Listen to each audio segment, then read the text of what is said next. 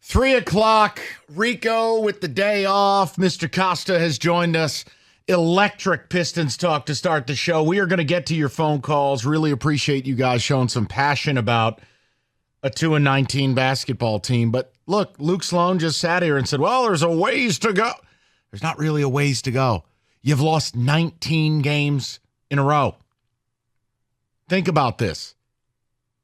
This team, if you look at the schedule, may not win until New Year's. So we were asking if that's making you more inclined to watch them to force a change. But positivity is in the air. Patrick Kane makes his debut tonight for the Wings. And I want to know, Jim, if I am setting an appropriate hope for Patrick Kane.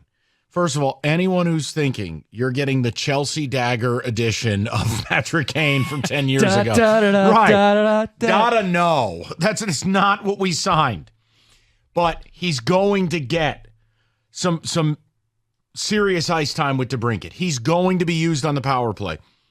I said, in my mind, the goal was 95 points for the Wings. They're currently pacing at about 105. But if 95 points is the goal, do you know what I'm hoping that Patrick Kane can represent? Can he make this team 5% better?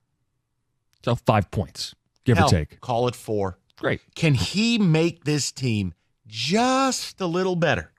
So we are not a maybe playoff team or a fringy playoff team. No. The Wings are.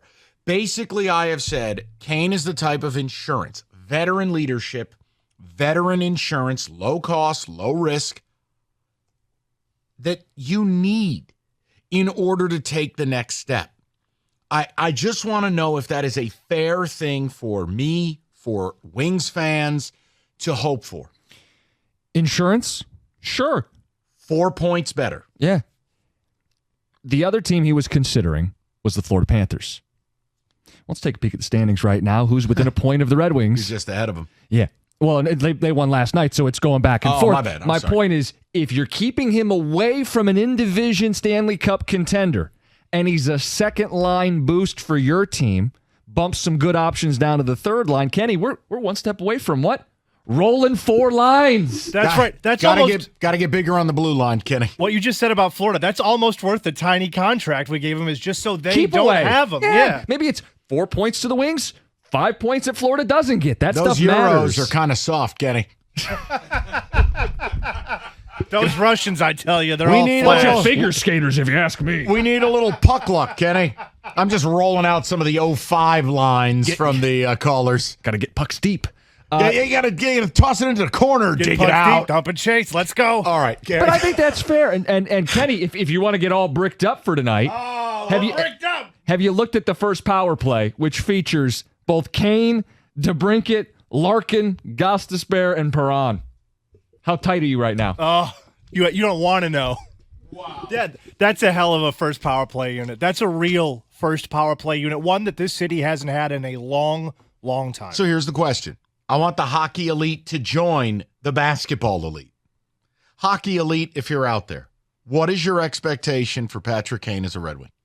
And is ours, can he be a piece of insurance, a guy that helps solidify, a guy that can make you not exponentially better, but just a little bit, incrementally better, to where we can go into the trade deadline to make the exponential move. $10 million in cap space still sitting there for Yzerman to do something. On the blue line, of course.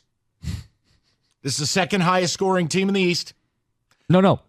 Number one. Number one now? Number one in the East in scoring. Need a little help on the blue. As some of the callers like to say back in the day, we got to get bigger on the blue line. Yeah, we can't do this thing where we go up 4-0 and then allow 3 goals immediately. And like you're what happened in sweating a Buffalo. 2-man advantage late. But that is the big difference is last year, they didn't have the offense to get up 2 or 3 goals, to build up a lead in the first or the second period. So look. It's a difference maker. Now, I think also, is it wrong for me to say, in a small way, you've made another investment in DeBrincat? Yes. I mean, Kane and him had a big-time relationship where, hey, maybe if it's power play alone, think about what you might be able. Can you squeeze 5% more there. Like, I just liked it. It's the type of move that says, hey, it's time. It's not irresponsible. It's low risk. Put it opposite of the team we opened the show with. I know. These teams are on multi-year timelines, and it takes a little longer in hockey, and they've had a little longer. But look what's going on with the Pistons. Did they go out and add a DeBrincat? Think about this. Yzerman gave up a first-round pick. Do we have anybody in this city ready to give a first-round pick up to try to win? Yzerman did it. The Pistons have been sitting around. No free agent signings. Yzerman adds not only DeBrincat in the offseason via trade, Confer, Gostisbehere, a goaltender in Alex Lyon who's standing on his head. They're making real moves. Fun fact, I'm pretty sure DeBrincat would shoot the same percentage from three as Asur Thompson. 11%. I'm pretty sure it wouldn't be worse. But your point is well taken. Yeah. Is that his actual three-point percentage? 11%. Oh, now, again, I can visualize a world where Asur Thompson can be a real player. But how do you draft that player and put him on this roster and then play him with Killian Hayes? How? I'm not hijacking this Wings thing at all. No, we're blending the two. You guys are welcome to weigh in. I mean, that's the beauty of this. We have the despair of one team. Right. And the delight of the other. Yes. So you pick what you want to call in with. And guys, no one's sitting here acting like Kane's going to get major ice time right away. This is something that over time, can his presence here make you a couple points better to where by the deadline, Steve is left with no choice. You have the cap space, you have the capital, you have the record. You can make a real investment and pay a real price, mind you, to bring in a big-time defenseman. The discussion about Kane, he said he couldn't skate leg over leg because of the hip injury. He was like a straight leg skater last year. His anticipation is that he will be better than he was last season and more like the form of 2 years ago. Just so people have an idea of what that looks like, Patrick Kane 2 seasons ago, 92 points in 78 games, more than a point per game guy. Even if you only get 80% of that, Mike, that's more than worth a point or two in the standings. Christ, they take half of it. Right. So that's where we're at. Would love to hear from you.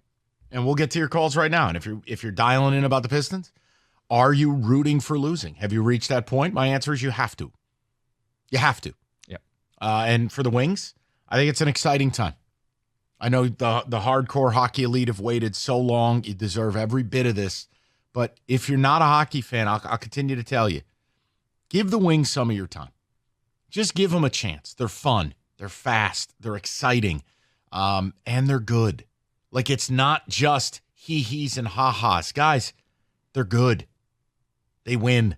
I think they are a playoff team. And it's worth, in the winter months, I don't know if you're aware of this, Lions only play on Sundays. Like, you're going to be looking for a little something else to do. Give the Wings a chance. You don't have to be Kenny. You know, you don't have to be Don Cherry. You can still enjoy hockey on a fringe basis. Tuesday night, Thursday night. Just something. Yeah, Saturday, no more college football. If you're like me, you haven't had college football all fall. Oh, don't do this. Thanks a lot. To the people, let's party. Let's go to Steve, 97.1. Steve, what's going on, buddy? Hey, what's up, guys? How are you, Steve? Hey, I just wanted to call, and nobody's really referencing Cade's defense. I don't know if you've ever watched him, but he can't stay in front of any point guard, basically, in the league. So I don't know if he's not playing his natural position, which would probably be a small forward, but he definitely can't stay in front of any guard, which puts the bigs in a bad place because they have to help. Mm-hmm. And, you know, I don't know. Defensively, we can't stop anybody. So what's the solution? So I don't know. Obviously, we don't have a natural point guard